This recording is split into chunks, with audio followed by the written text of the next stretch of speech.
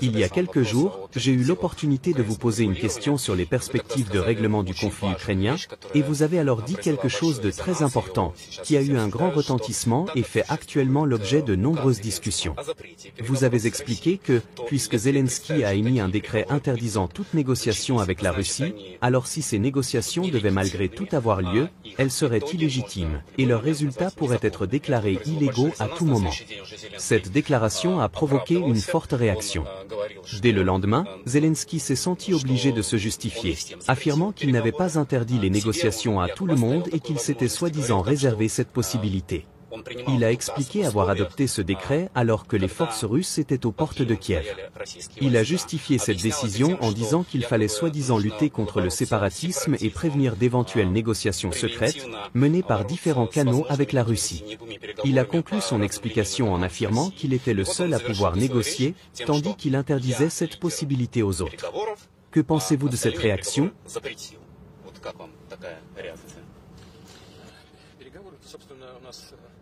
En réalité, les négociations ont commencé dès le lancement de l'opération militaire spéciale.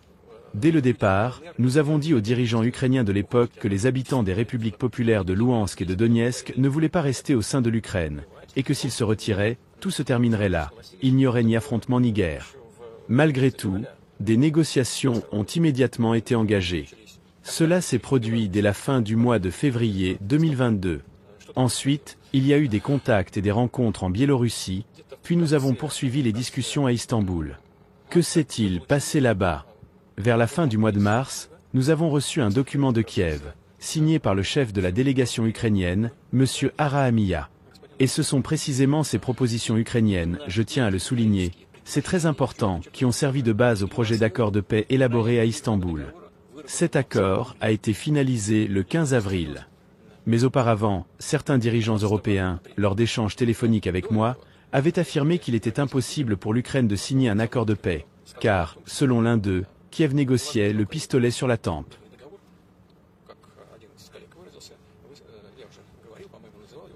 J'ai demandé ce qu'il fallait faire. Ils ont répondu qu'il était nécessaire de retirer les troupes de Kiev. Nous étions conscients qu'il pouvait s'agir d'une tromperie, car pendant des décennies, la Russie a été dupée. On lui disait une chose et on en faisait une autre.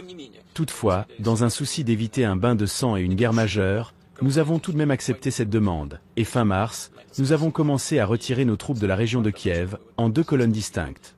Le 4 avril, le retrait était terminé. Une partie des forces russes s'était repliée via la Biélorussie, tandis que l'autre était rentrée directement en Russie.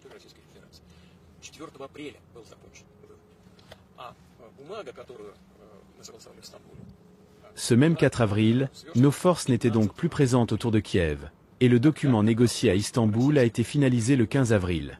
À ce moment-là, bien que certains points restaient contestés, le ministère des Affaires étrangères et d'autres organes de notre gouvernement l'avaient signalé, j'ai tout de même accepté que nous étions prêts à mettre en œuvre cet accord.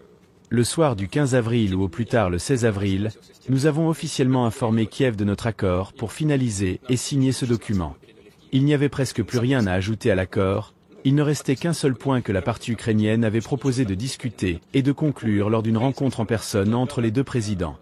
J'ai également accepté cela.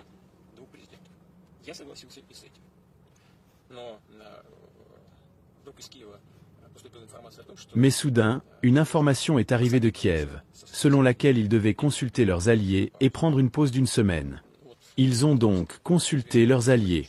Comme nous le savons, M. Johnson, à l'époque Premier ministre du Royaume-Uni, est venu, probablement sur les conseils de l'ancienne administration américaine dirigée par M. Biden, et a convaincu les Ukrainiens de continuer la guerre.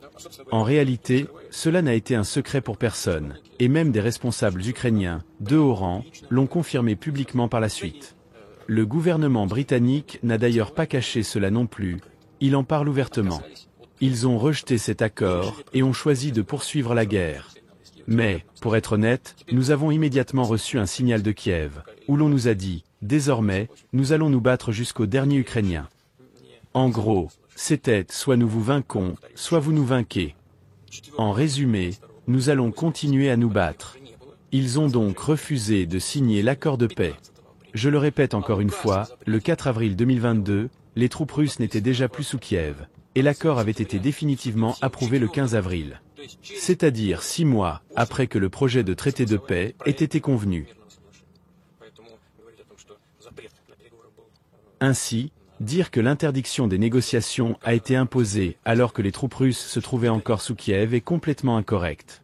Essayer d'induire en erreur son propre peuple ou la communauté internationale à propos de questions aussi graves est au minimum malhonnête. Cela montre simplement une fois de plus avec qui nous avons affaire.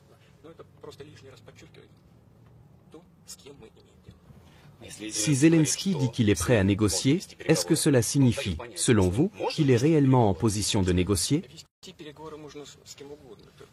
On peut négocier avec n'importe qui, mais en raison de sa légitimité douteuse, il n'a pas le droit de signer quoi que ce soit. Cependant, s'il souhaite participer aux négociations, je peux désigner des personnes pour mener ces négociations. La question reste celle de la signature finale des documents.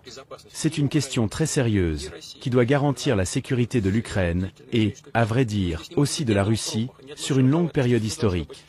Il ne peut y avoir aucune erreur, aucune imperfection dans ce processus. Tout doit être parfaitement réglé. Mais selon la constitution ukrainienne, même en temps de guerre, le président de l'Ukraine n'a pas le droit de prolonger ses pouvoirs. Seuls les organes représentatifs, c'est-à-dire la Rada, le Parlement, ont le droit de prolonger ses pouvoirs. Le président n'a droit qu'à un mandat de 5 ans, c'est tout. Après cela, ses pouvoirs sont transférés aux représentants de la Rada. Mais s'il y a un désir de mener des négociations et de trouver des solutions de compromis, qu'importe qui mène ces négociations. Nous, naturellement, chercherons à obtenir ce qui nous convient, ce qui est conforme à nos intérêts. Mais en ce qui concerne la signature des documents, il est évident que tout doit être fait de manière à ce que nos juristes confirment l'illégitimité des personnes qui seront autorisées par l'État ukrainien à signer ces accords. Et ils doivent annuler leur décret interdisant les négociations, n'est-ce pas? Oui, si nous commençons à mener des négociations maintenant, elles seront illégitimes. Il y a, cependant, un problème. Pourquoi? Parce que lorsque le chef actuel du régime a signé ce décret, il était le président légitime, en quelque sorte. Mais maintenant, il ne peut pas l'annuler, car il est illégitime. C'est ça le piège. C'est là que réside l'astuce, vous comprenez? C'est un piège. Mais, en principe, en fin de compte, s'ils veulent le faire, il existe une voie juridique. S'ils veulent, qu'ils suivent la procédure en conformité avec la Constitution, qu'ils s'assoient et soient prêts. Si le désir existe, on peut résoudre toute question d'ordre juridique. Mais pour l'instant, nous ne voyons tout simplement pas ce désir. Chers abonnés, je vous remercie sincèrement pour votre fidélité et votre soutien continu. Si vous appréciez le contenu que nous créons, pourquoi ne pas aller encore plus loin en devenant membre de la chaîne? Cliquez simplement sur le lien en haut à droite pour soutenir financièrement notre chaîne. Votre adhésion nous permet de financer la production de nouveaux contenus passionnants et de toujours améliorer notre offre pour vous. Merci de faire partie de cette aventure.